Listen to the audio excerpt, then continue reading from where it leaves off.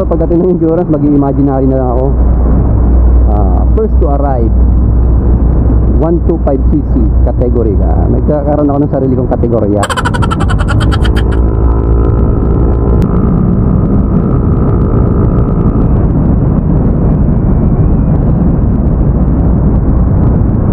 Sana walang problema tong aking microphone, kasi nung una kong tinesting doon sa bahay, okay naman siya. Pero nung tinesting ko ng hindi ako naka-helmet, tapos nilagay ko lang sa may damit ko, medyo parang grounded yung dating ng microphone. Sana ito hindi parang grounded siya, kasi hindi ko kasi alam kung gaano ka-legit itong ating nabiling microphone, kasi 200 plus lang siya eh. Nabili ko sa Lazada. Ang hirap kasi maghanap ng mga talagang legit lang na na TSR type na microphone.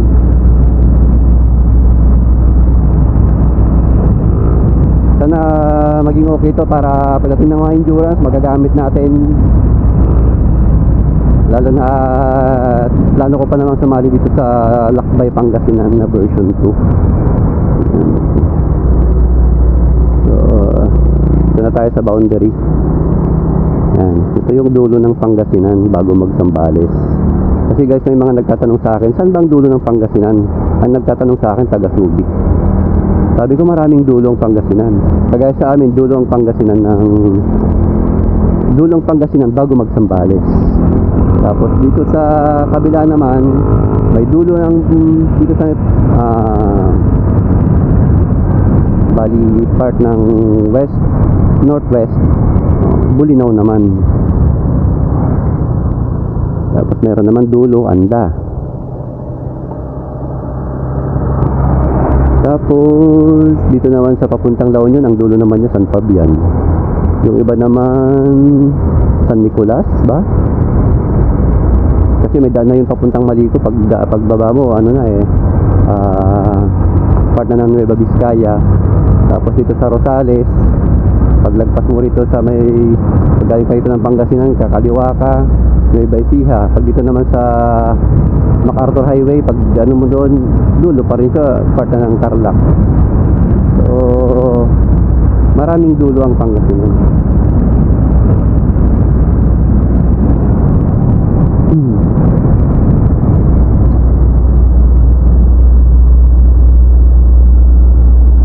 Tanggalin nyo na.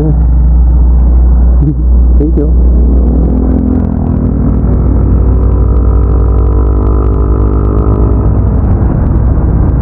Ito yung gusto kong balikan na na restaurant. Ay, sarado sila.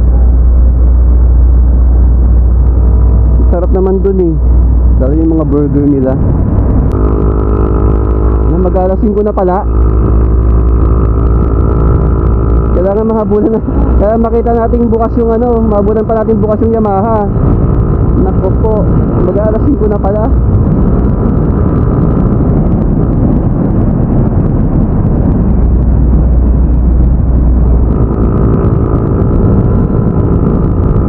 Ang bilis ng oras.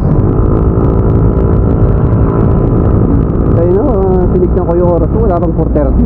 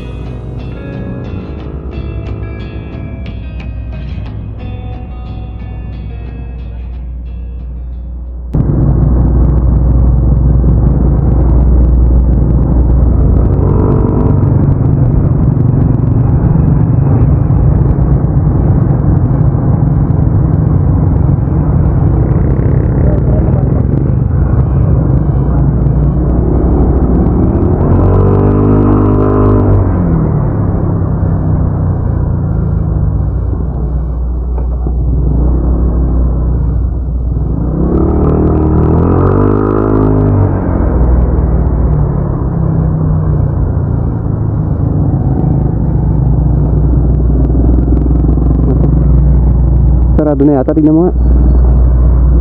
Bukas pa.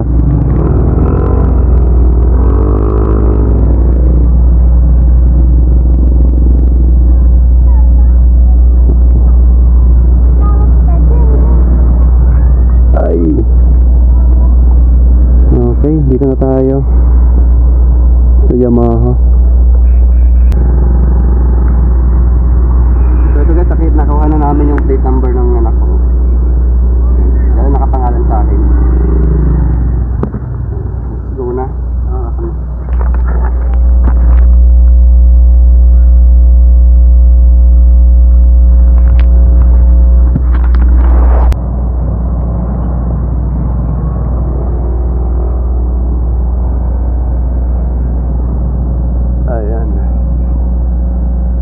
Ending 2 ibig sabihin, February yan ikukuhan.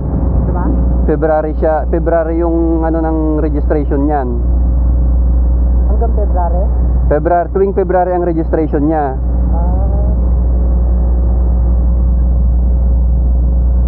Pagdating sa bahay, tatry natin agad i-edit natin agad tong video na to para makita natin kung kumusta naman ang audio.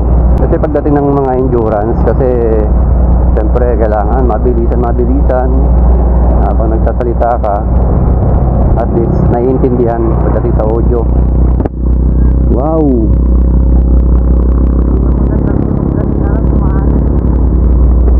250cc lang yon, pero ang mahal 410,000 yon.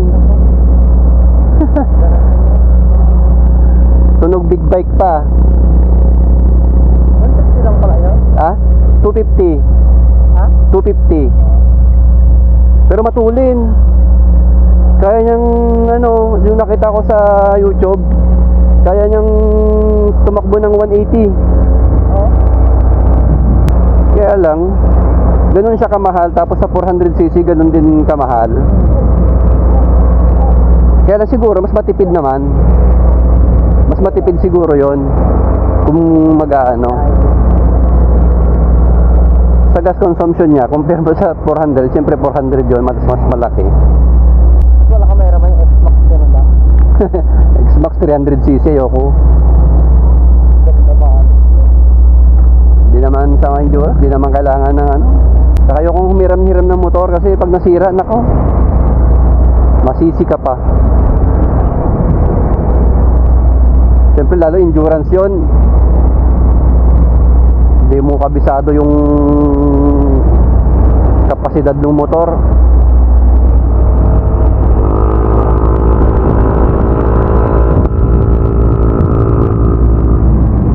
Itong click talagang kon na, subok ko na to. Kahit tumatakbo lang ito ng 100, nasa driver na yan pagdating sa mga endurance. Siyempre hindi naman natin kakayanin yung mga mas matataas pa na sisi, tsaka yung mas matatapang sa daan. Ako di naman ako ganun katapang. Kung paano ako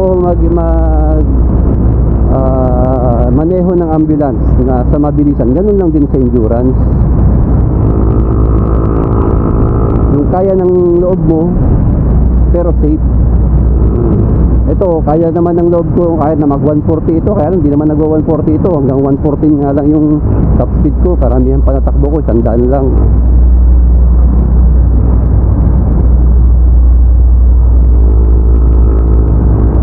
Pero yung sa endurance, susubukan ko ng ano, susubukan kong bumakbak yung kaya lang ng motor.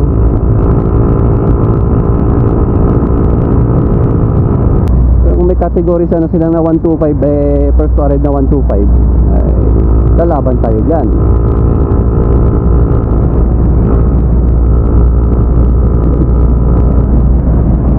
Siguro pagdating ng endurance, mag-imaginary na lang ako. First to arrive 125cc category ka. Nagkakaroon ako ng sarili kong kategorya.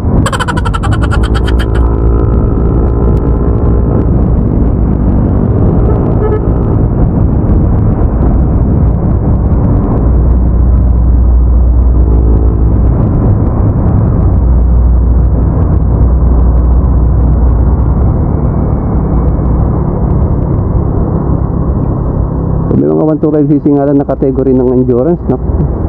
Kaya sinalihan natin dito sa Endure Zambales, ako lang yung yung tandem ko 150cc. So yung top 10, nag top 8 kami sa overall. Pero ako lang yung 125. So guys, dito ko natatapusin ang aking video. Ayan, ride safe always sa atin.